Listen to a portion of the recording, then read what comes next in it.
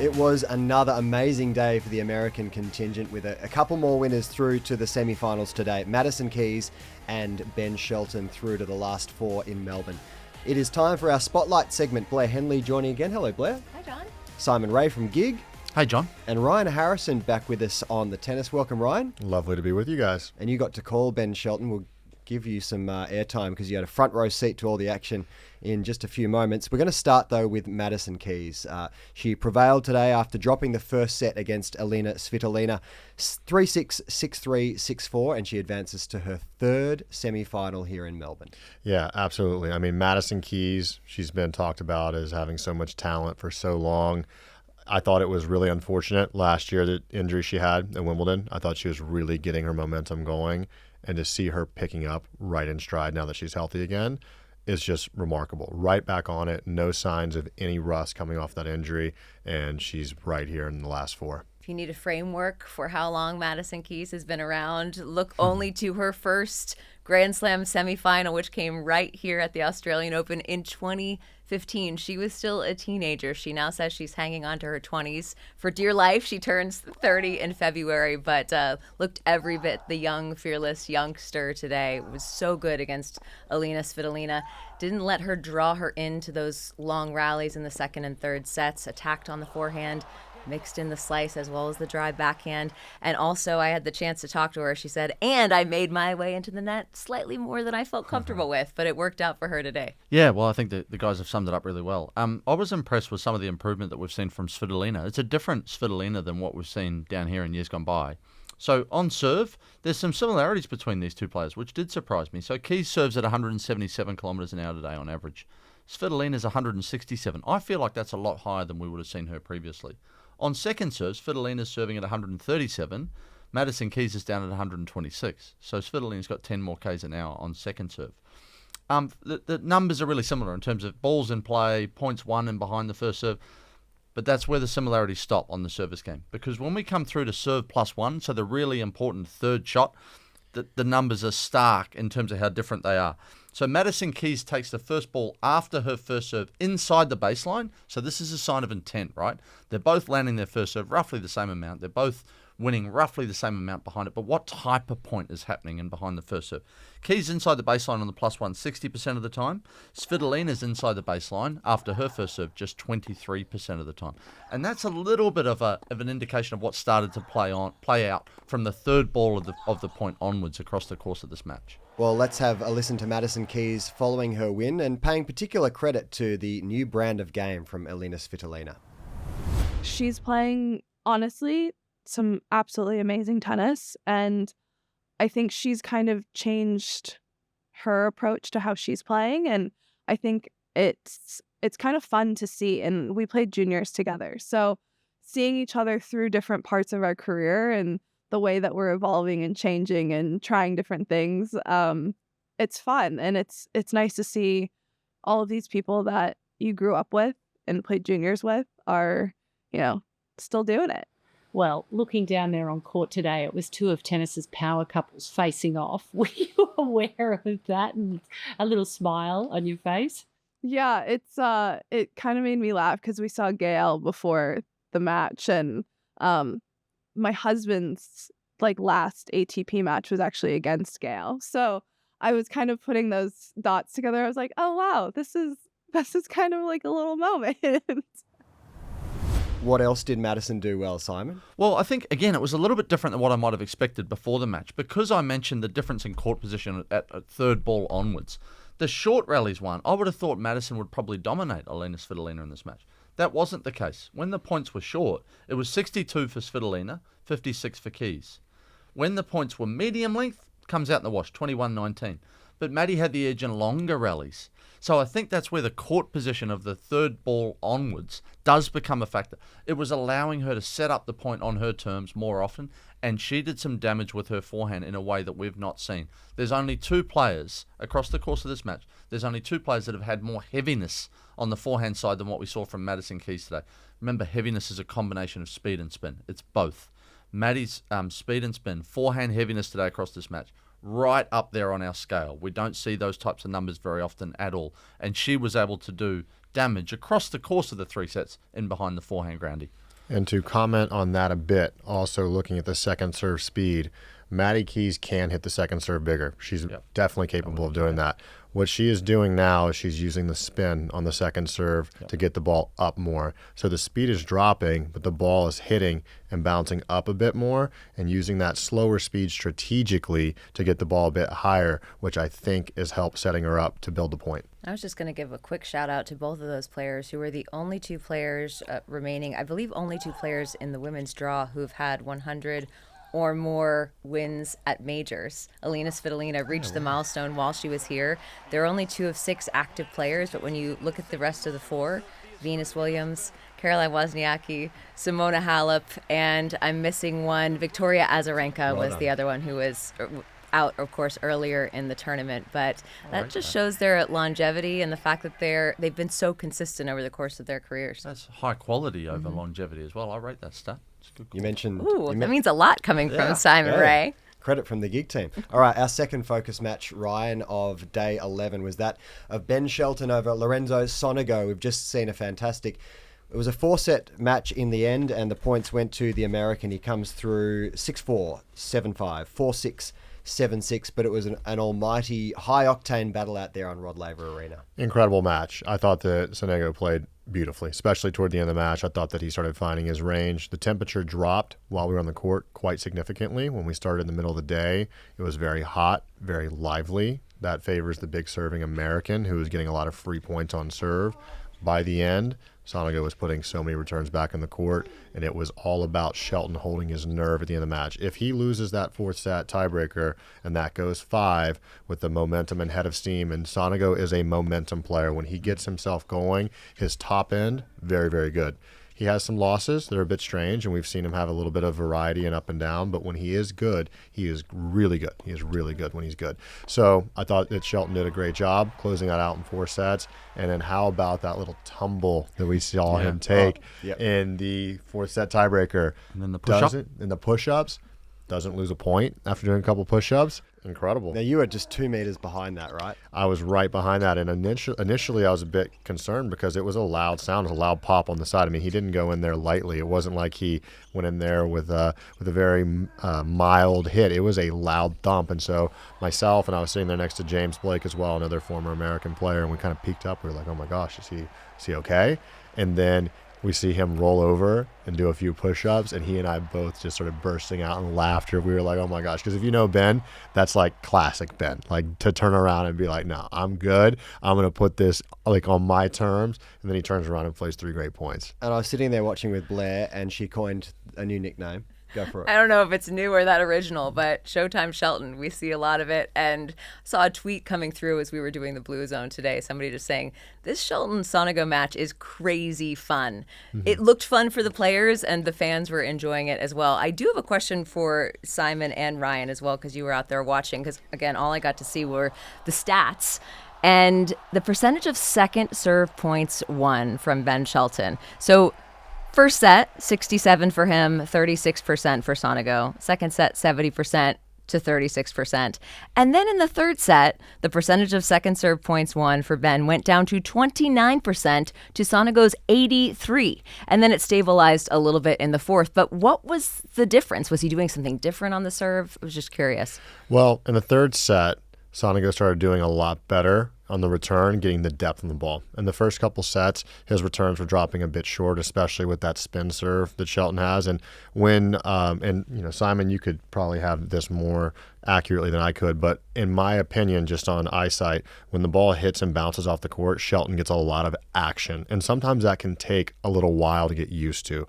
You don't realize how heavy that serve is. So even when he takes a little pace off, the ball bounces, extreme spin, and that takes a second to adjust. And I thought that Sonego started doing better and better as the match went on of adjusting. He started adjusting his court positioning, getting better depth in the return, and we saw Ben Shelton having lots of first ball, short forehand opportunities early on in the match, and then that became fewer and fewer, and we had these long, grindy, exciting rallies toward the end of the match.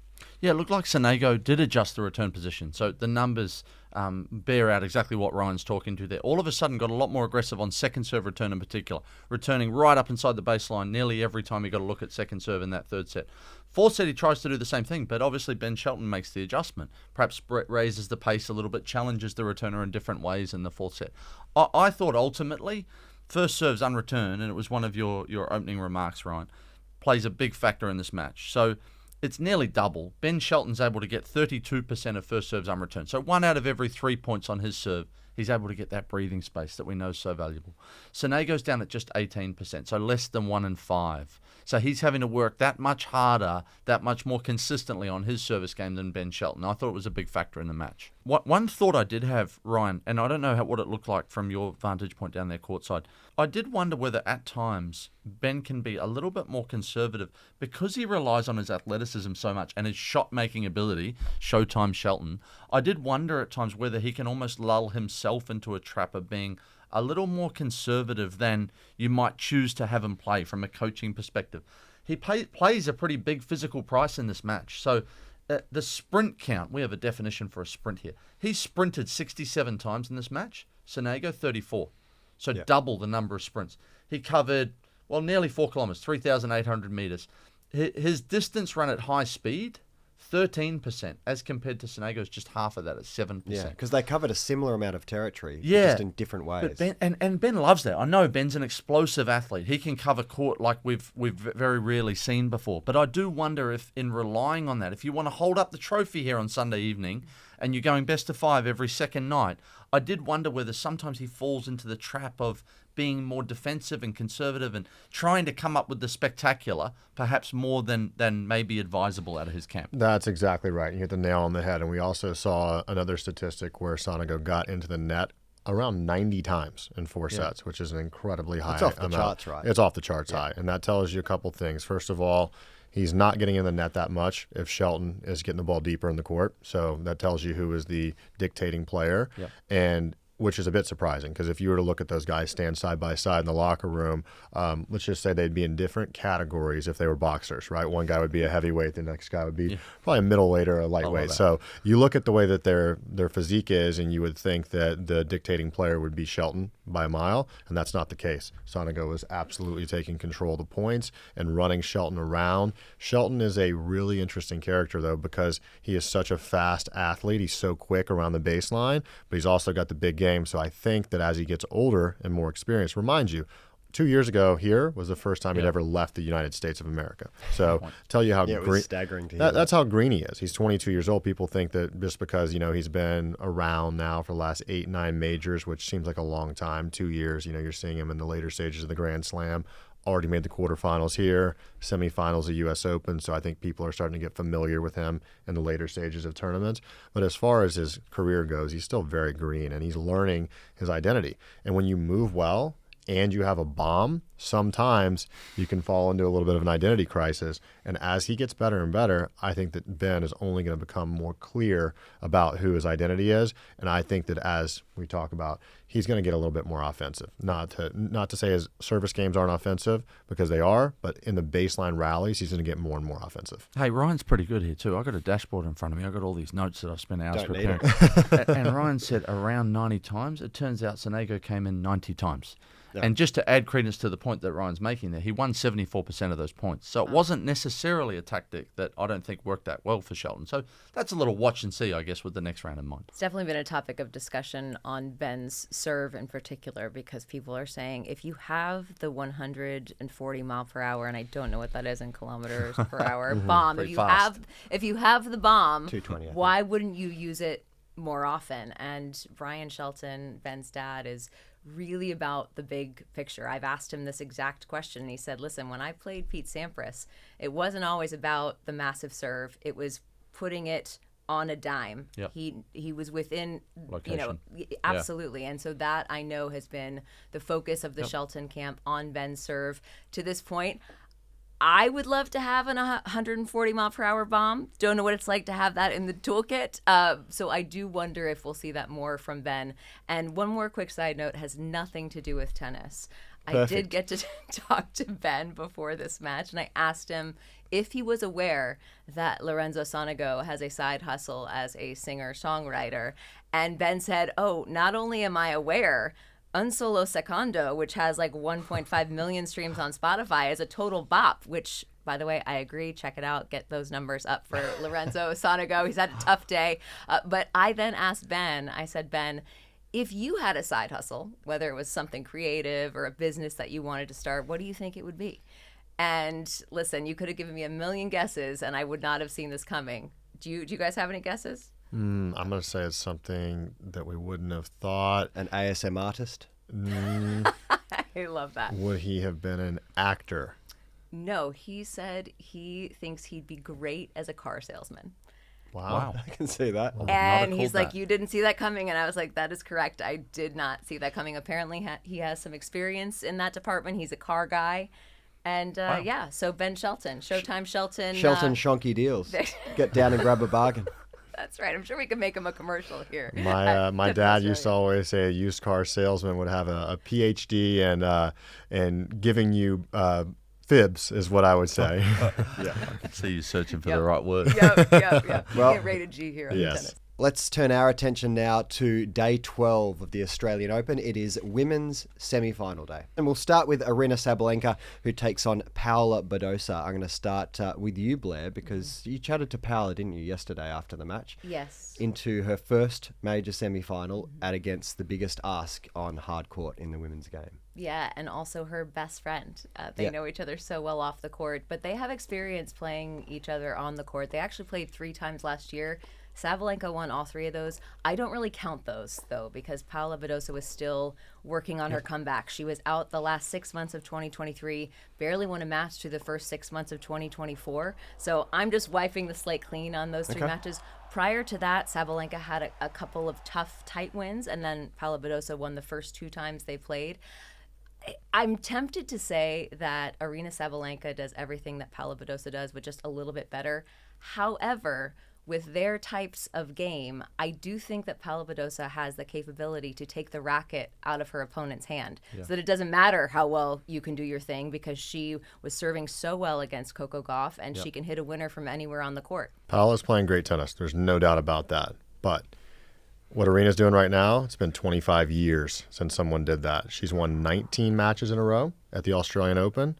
And Martina Hingis, 97 to 2000, last time that someone did that. So needless to say, she feels very comfortable here on Rod Laver Arena. And as we saw last night, even when she doesn't have her best stuff, where she was down a break in the third twice against Pavlyuchenkova, it just seems like something about it, something about the atmosphere here. It brings out her best stuff under pressure. Yeah, and I thought credit to her last night, because I thought we saw from her, Aryna Sabalenka on Rod Laver Arena last night, just a little more settled, a little more measured and mild, a little cooler and more methodical under pressure than we've seen her in the past. We know she's an emotional character. She wears her heart on her sleeve. And at times, I think in the past, when that scoreboard pressure has been on, it's all gotten a little bit too much for Sabalenka. But there was no sign of that last night. I thought it was a distinct shift in her ability to handle the moment, maintain composure and clarity of thought, and really think her way and fight her way back into the contest. I'm a little bit like Blair. I was looking at this matchup thinking, gee, I don't know how Badosa gets this done. One thing that I would point out is on second serve, Badosa can generate some heat on second serve. She's serving about 10 k's an hour bigger than Sabalenka on second serve. And the 2 players, their return position on second serve, Sabalenka is about twice as aggressive in terms of how often she's inside the baseline on second serve return compared to Badosa. So if I'm in the Badosa camp, I'm thinking, okay, we've got to play on that. We've got to play to win here. We've got to be bold. We've got to be brave. On our second serve, if we're serving for this match at 5-4 in the third, 30 all, we've got to be prepared to hit a serve at 155 kilometers an hour, second serve, right into the Sabalenka body and jam her up.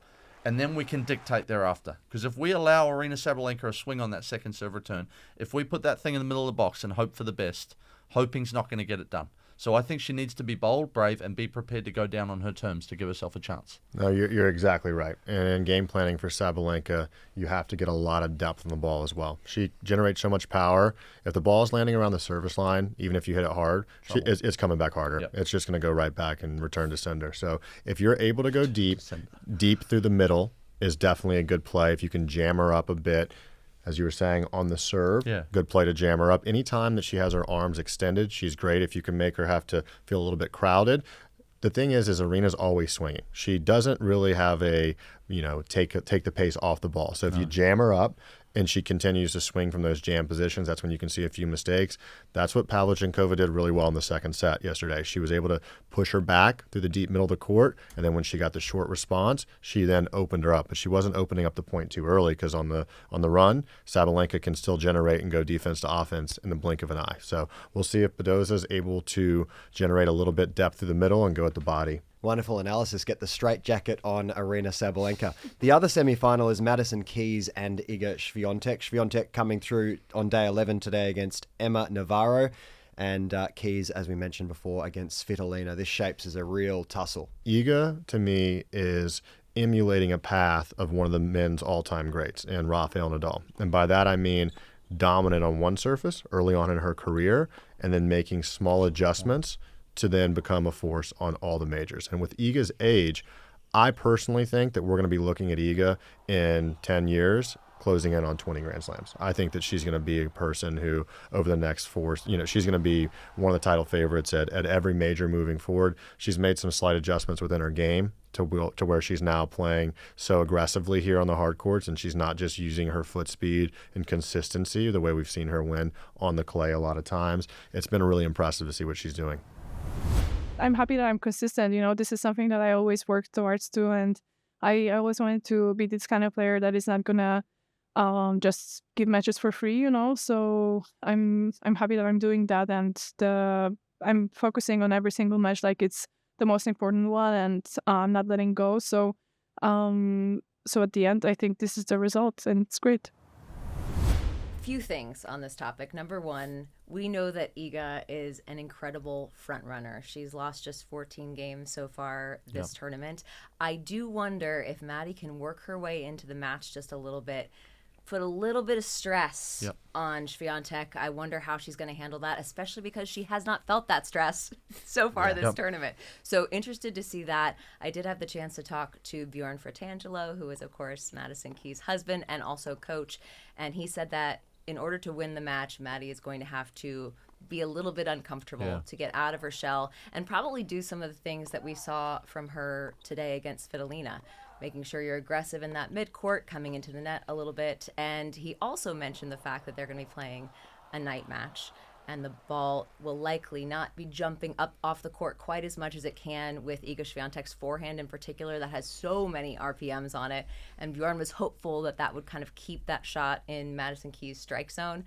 And he also mentioned that as the person warming her up, he said, I really don't like to warm her up because my game is not realistic. But when she's playing Iga Swiatek, it is realistic. Yeah, so we said it actually works out when she's playing Iga, especially on the forehand side. So she'll have a great warm-up. We know that. And we'll Beyond see. ready. Exactly. Yeah. What do you got? What insights have you got, Razor? Well, I think Blair and Ryan have summed it up really well. I think it's super important for Madison Keys to serve well tomorrow night, particularly early in that match. And the reason I say that is, and Ryan's given great insight into the thinking on the second serve, going with more of the what we call the hopper down under, going with more of the kick serve to get that ball lifting and rising and challenging the returner in a different way.